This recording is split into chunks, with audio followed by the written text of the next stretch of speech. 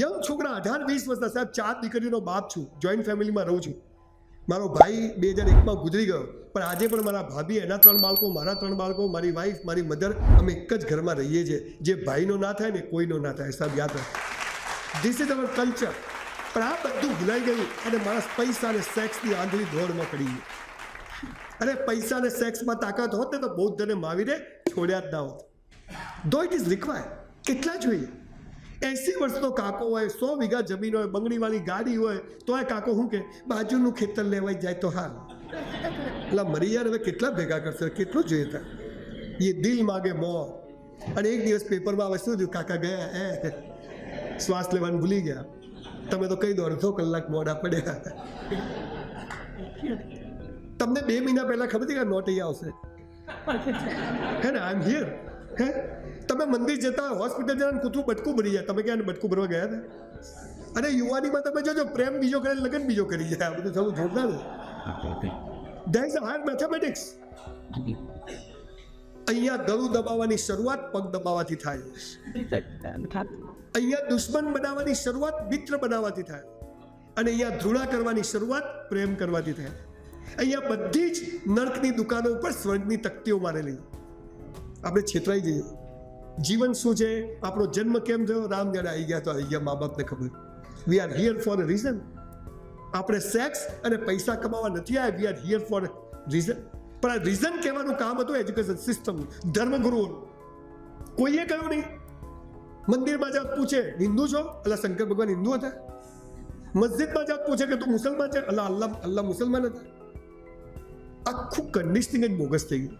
અને એનું પરિણામ એ આવ્યું કે જેને જુઓ તમે લગ્નમાં જાઓ 50 તોલા હોનું પહેરે ને તો ફોટો સારો આવવો જોઈએ. ભિખારી તારો નહીં આવે કોઈ દિવસ. કોઈને મજા, તમે આ હસો તો કેવા ફેર એન્ડ લવલી જેવા લાગો છે. અને હમણાં બહાર તો ચાવી ક્યાં ગઈ? 2 કરોડની BMW લઈને જતો ને તો અને પાછો ઓટો વાળો બેહી જાય. તમે ઉતારો તો ઓટો કોની BMW ખબર જ ના પડે. 10 લાખ રૂપિયાનું ડાઇનિંગ ટેબલ આવે સાહેબ, પણ 10 લાખમાં ભૂખ ના આવે. 5 લાખ રૂપિયાનો પલંગ આવે, પણ 5 લાખમાં ઊંઘ ના આવે. બાળકને આપણે સમજાઈ શક્યા નથી કે જીવન શું છે. 5000 વર્ષની સંસ્કૃતિ વાળો આ દેશ, શકો, હણો, વાર્યો, અંગ્રેજો, મુગલો આપણી પથ્થર ઠોકીને ગયા. આ દેશ અડીખમ ઊભો છે. કેમ ઊભો છે? આ દેશ પાસે એક તાકાત છે. એ કોંગ્રેસ ને ભાજપના કારણે નથી. આ દેશ પર જન્મ લેવા દેવી દેવતાઓ તરસતા હતા, એવું કહ્યું છે શાસ્ત્રોમાં. એ સાચી વાત છે.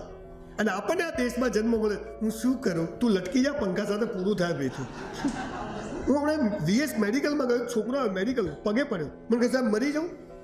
મેં તો કેમ? પેલીએ મને ના પાડી. મેં તો પ્લગમાં આગળ ગાલ દે, હું પૂરું, એમાં શું 5 મિનિટ થશે? બોલાની પિન ચોંટી ગઈ છે, પેલીએ ના પાડી. એને ખબર જ નથી જીવનના પ્રશ્નો શું. મેં કીધું અબ્દુલ કલામ, વાજપેયી, રાહુલ ગાંધી લગ્ન ના કર્યા તો શું ફરક પડે? અને ઘણા કરે છે તો શું ફરક પડે? થઈ જશે. ખબર જ આપણી પીન જ ચોંટી ગઈ છે. આપણને ભિખારીઓ બનવાની ટ્રેનિંગ આપવામાં આવી ના. તમે જુઓ, તમારા ઘરે છે ને વોશિંગ મશીન આવે, ઓવન આવે તો પહેલાં ડિલિવરી કરી જાય, ખોખું મૂકીને જતો રહે.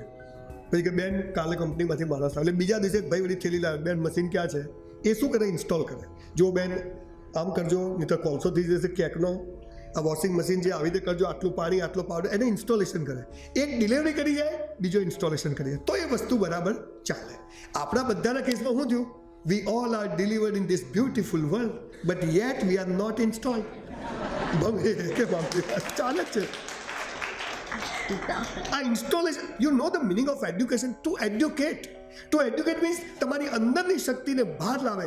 That is called education. મને સ્કૂલમાં કોઈએ કહ્યું જ નહીં કે ટાલિયા તું સારું બોલે ને. કે હાલો ધંધો કર્યો તો આનાથી વધારે રૂપિયા કમાયો. 87માં મારું ગ્રેજ્યુએશન પૂરું થયું. હું 2007માં પહેલી વાર બોલ્યો સાહેબ. સવાલ શું છે? જિંદગી મસ્ત, લાઈફ ઇઝ સો બ્યુટીફુલ. સાલું કોઈ કહેતું જ નહીં. અને આપણે બી એવા હરામી લોકો છીએ. તમે જો તમારું બાળક જન્મે તો શું કરે? રડે 2-3 મહિના, પછી ઘરમાં કંટાળ, અને આને છાનું રાખો, ગલી ગલી ગલી. એ લાલીઓ હશે. અમારા લાલિયા ગાડવા ખાડા પડે. કોઈ ઘરે આવે તો હશે. જો કેવો હશે? આજ લાલીઓ થોડો મોટો થઈને હશે ને, ભાઈ થોડા ગંભીર થા. કોંગ્રેસમાંથી ભાજપમાં. પહેલા હાલ હસાવે છોકરો શું હે. તમે જો ને તમારું બાળક સ્કૂલ કોલેજથી ઘરે આવીને શું કરે? સીધા ચપ્પલ કાઢ્યા ના કાઢ્યા અંદર જઈને દફતરનો ઘા કરે, બહાર આવી મમ્મી ખાવા, તું ખાઈ લે. આ સામાન્ય દ્રશ્ય. પણ જો બાળક સ્કૂલથી ઘરે હસતું આવે, સીધા ચપ્પલ કાઢે, અંદર જઈને વ્યવસ્થિત દફતર મૂકે, કપડાં જૂના પહેરીને બહાર આવે, મમ્મીને હક કરે, મમ્મી ખાવા, તું સ્કૂલ ગયો તો નહીં. કેમ કે ત્યાંથી દિવેલ પીધેલો આવવો જોઈએ, હસતો ક્યાંથી આવ્યો? બધા ડોક્ટરો નક્કી કરે કે આજે ઓપીડી પતાવીને આજે ઘરે રોજ શું દિવેલ પીધેલા ઘરે જવું. પેશન્ટ હતા નતા, આજે ઘરે હસતા હસતા જેવો હવા તૈયાર થયો ને ઓફિસમાં જ પરફ્યુમ લગાવીને તમે ઘરે જઈને ટિંગ ટોંગ કરો. પત્ની શું કે ક્યાં ગયા હતા તમે? આ રોજ દિવેલ પીધેલા આજે હસતા ક્યાં થયા?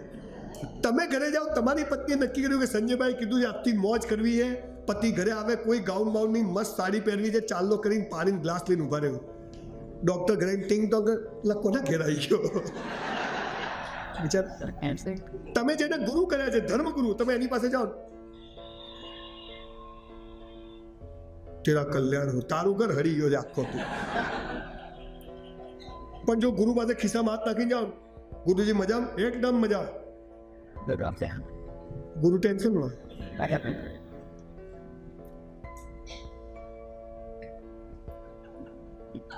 મારે સાહેબ ગોખેલું ભૂલી જવાય, બીજું કઈ નહીં. તમને ખબર છે બોલવાના પૈસા કેમ નથી લેતો? સસ્પેન્સ કહી દઉં. હું અહીંયા આવું, આવી રીતે બધા ફોન પર વાતો કરતા હોય, કોઈ અહીંથી આવે ને કોઈ અહીંથી આવે ને પેલા બેન નીચે ઉતરે ને આ ભાઈ વળી કે આ બાજુ આવી જાય. હું તો ઘેર જતો રહું, તમે શું તોડી લેવાના હતા? ભય મુક્ત જીવન, બિલકુલ ભય મુક્ત રહેવું. બોસ જિંદગી મસ્ત છે, પણ સાલું કન્ડિશનિંગ જ એવું ફોકસ કર્યું છે ને કે કોઈ કેમ કે ગુરુઓ કેમ કહે છે તેરા કલ્યાણ? આપણા દુઃખ ઉપર એમની દુકાનો ચાલે. સવાલ શું છે? સિંહના બચ્ચા છે, સાલા ઘેટાના ટોળામાં આવી જાય. 84 લાખ યોનિમાં જખ મારીને એકવાર મનુષ્ય અવતાર મળે. ઉપરવાળાને પસ્તાવો ના થવા દેતા કે તમને માણસ બનાવીને એને ભૂલ કરી. Proud to be human being. હું શું કરું અહીંયા? તું કોઈને ખબર જ નથી કે જીવન શું. સ્કૂલ કોલેજમાંથી 10મા ધોરણ પછી બાળક બહાર નીકળે ને એને એવું ફીલ થવું જોઈએ, એને 35% હોય કે 95, એને એ ફીલ થવું જોઈએ કે I am the best creation of God. એને બદલે તમારા સિવાયના 90% લોકોને એમ થાય છે આપણી તો જિંદગી પતી ગઈ, આ ડૉક્ટર થઈ ગયા ને આપણે રહી ગયા. મારે છે ને ઈશ્વરે દુનિયા બહુ મસ્ત બનાવી. બધી વસ્તુ કારણથી છે. ઝેર બનાવ્યું છે, અમૃત બનાવ્યું છે, કસ્તુરી બનાવી છે, દુર્ગંધ બનાવી છે, કચરો બધું જ બનાવ્યું છે ઈશ્વર. મારે પણ આપણને શું છે, મારી સાથે આવું કેમ થાય છે? મારે આ કરવું છે, પેલું નથી કરવું. મારે પાછું બીજા પાપે ચડી જાય ગાડી. હું એક જગ્યાએ કહ્યું પેલા પ્રમુખે ચાલુ રાખો, મેં તો બાપજીની કથા છે ભાઈ, બધું અપ ટુ ડેટ જોઈએ ભાઈ. આપણે તો ભૂલી ગયો છે આવું થાય મારે. હવે કોઈ વચ્ચે આવશો નહીં હો ભાઈ. ક્યાં આવ્યા હતા? હું ભૂલી ગયો. હા, ગુરુ બધું હું બીજી વાર કરું, પછી આવી જઈશ પાટા ઉપર. હું તો મને ઊભા બી ના રહેવા દઉં. બધા બેસી જાય અપ ટુ ડેટ. હું ઊભો કોઈ શાનું ઊભું રહે? બાપુ જ ઊભા રહે. આના માટે જવાબદાર શું છે? આ કન્ડિશનિંગ ક્યાંથી થાય? સ્કૂલ કોલેજો. તમે જુઓ, કોઈ પણ સ્કૂલની બહાર બોર્ડ માર્યું, અમારી સ્કૂલનું ગૌરવ પહેલો, બીજો, ત્રીજો. એટલે છેલ્લા 3 નંબરનું શું? દોડવાની હરીફાઈ થાય ને, પહેલા, બીજા, ત્રીજાનું બહુમાન. એટલે છેલ્લા 3 નંબરનું શું? આ 3 ભાગ ના લેતા નંબર આવે. આ એકલા ક્યાં દોડે? જાઓ દોડો. એટલે આ છે તો આ છે. દરેકની વેલ્યુ છે. કોઈની ફિંગરપ્રિન્ટ એક જેવી છે. ઝાડ ઉપર આપણે માઇક્રોસ્કોપમાં જોતા હતા 2 પાંદડા એક જેવા છે, તો કોઈ કોઈના જેવું બની શકે? આ તો કે ગાંધીજી જેવા બનો. કસ્તુરબા ક્યાંથી લાવવાના મને કહો? ભગતસિંહ જેવા બનવાના. બોમ્બ ફેંકો પડે, હાલ ફેંકાય? સાહેબ એક જ થિયરી છે, કોઈએ કોઈના જેવું બનવાનું નથી, પણ દરેક વ્યક્તિએ પોતાની જાતને ગઈકાલ કરતાં આજે બેસ્ટ બનાવવાની છે. આટલું જ કરવાનું. મારી હરીફાઈ મારી નહીં. જે ઊંચો રાખો, પોઝિટિવ વિચારો કરો. 18-20 વર્ષના છોકરા છોકરીઓ મા બાપ ગંદા વિચારો નહીં કરવાના, સેક્સના વિચારો નહીં કરવાના. એટલે આ ઉંમરમાં એ જ આવે, બીજું આવે જ નહીં. અને ના આવે તો લોચાવાળો કેસ કહેવાય. સમજો થોડું. આ દરવાજો આખો ખુલ્લો હોય કોઈ ના જોવે, પણ આટલો હોય ને તો બધા.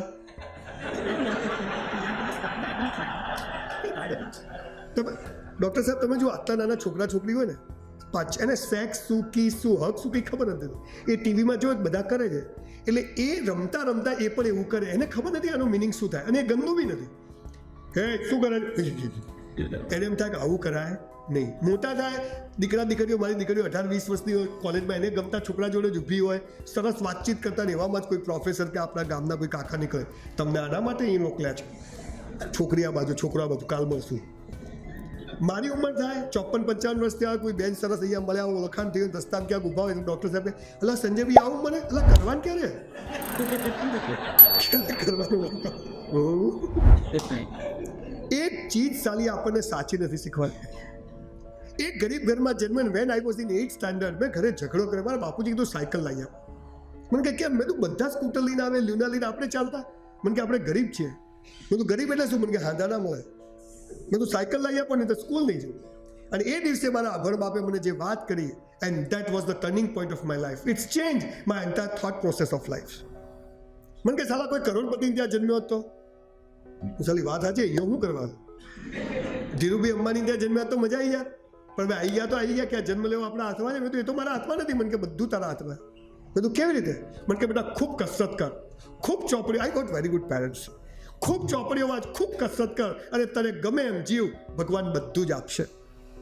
સાહેબ 5000 પુસ્તકો વાંચીને ઊભો છું આપણી સાથે, અને સવારે 100 ટન મારું 100 ડિપ્સ મારું at the age of 54, no diabetes, no blood pressure. અને ત્યારે અત્યારે મારી બંગલાઓની સ્કીમ ચાલે છે, મારી શોપ્સની સ્કીમ ચાલે છે, પેલેસ લીધો છે, હોટલ્સ ચલાવું છું, જાત જાતના બિઝનેસ કરું છું, પુસ્તકો લખું છું, ગુજરાતી વિટામિન સી જેવી ફિલ્મો બનાવું છું, અને મહિનામાં 20 દિવસ આવી કથાઓ કરું છું. છે મજા? સંજયભાઈ તમે આવું બધું કેવી રીતે કર્યું? બેંક લૂંટી? સંજયભાઈ અમારે શું છે, કોઈ સપોર્ટ નથી. તને હાલા ધીરુભાઈ અંબાણી સપોર્ટ કરે ને, તું એને ભિખારી કરે એવી નોંધ છે. તારે કંઈ કરવું જ નથી. હું શું કરું? તું લટકી જા, પંખા તો પૂરું થઈ જાય ભાઈ. સાહેબ મેં બૂટ પોલિશ કરી છે બસ સ્ટેન્ડ પર, મેં ઝેરોક્સો કાઢી છે, મેં જીપો ચલાવી છે. I was literally waiter in a hotel for 3 years in my life when I was in college. મેં તો સારા અમેરિકા ઓસ્ટ્રેલિયા જઈને શું કરવા કરવું? અહીંયા જ કરો. આપણા વાળા ત્યાં જઈને એ જ કરે છે. અહીં આવે એટલે પાણી લઈને ફરે, વેરી ડર્ટી. સાલા અહીંથી જ ગપતું.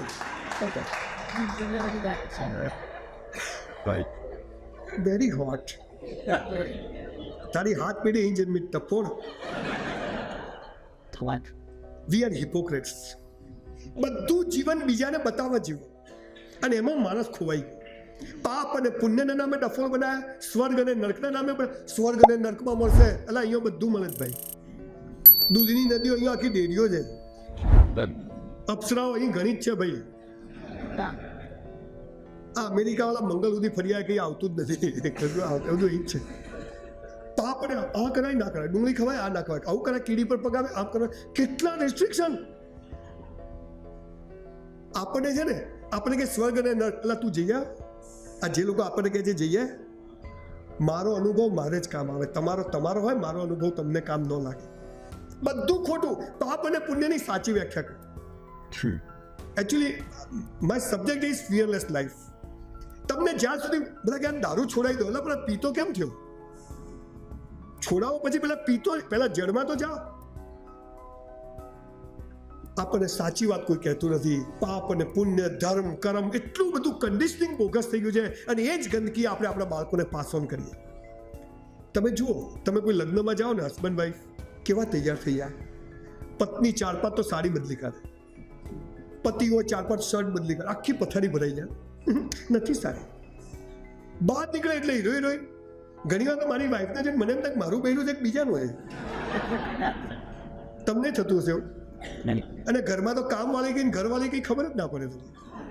ગાઉનનો કલર ઉડી ગયો હોય, ચણિયાનો છેડો લટકતો હોય, આપણે ગંજીમાંથી શ્રીલંકા દેખાતું હોય, હા, મોજામાંથી અંગૂઠો બહાર હોય, બહાર નીકળે એટલે હિરોઈન. એટલે બીજાને બતાવવા જીવવાનું. મારા સંજયભાઈ ઘરે આવે તો નવા કપડે કપડી પહોંચાઈને દુબઈથી લાયા, આપણે હાલ તૂટેલી પીતા હોય. સંજયભાઈ આવે તો નવી ચાદર, આપણે હાલ ફાટેલીમાં પગ ફસાઈ જાય. બધું બીજાને બતાવો. મારા લગ્ન થયા મારી વાઈફને મેં તો પલ્લવી રોજ ઘરમાં નવા કપડાં પહેર, મને કે કેમ? મેં તો તું મને ગમવી જોઈએ કે ગામને ગમવી જોઈએ? બોલો, ઝઘડા જ થતા નથી. I'm 35.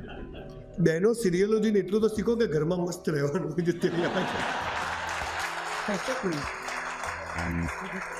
અને તમારા લગ્નની પેટીમાં જે સાડીઓ હોય ને કાલથી પહેરવાનું ચાલુ કરો, નહીતર એની ગોદડાની ખોળો પણ નહીં બને. તમે લખી રાખજો, આજે જ રાત્રે પહેરી હોઈ જશો નવી નવી સાડીઓ.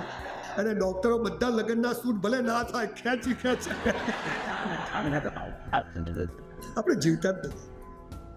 બધું જીવન બીજાને બતાવવા, બંગલો બનાવ્યો બીજાને બતાવો, હોસ્પિટલ બનાવી બીજાને બતાવો, ગાડી લાવ્યા બીજા.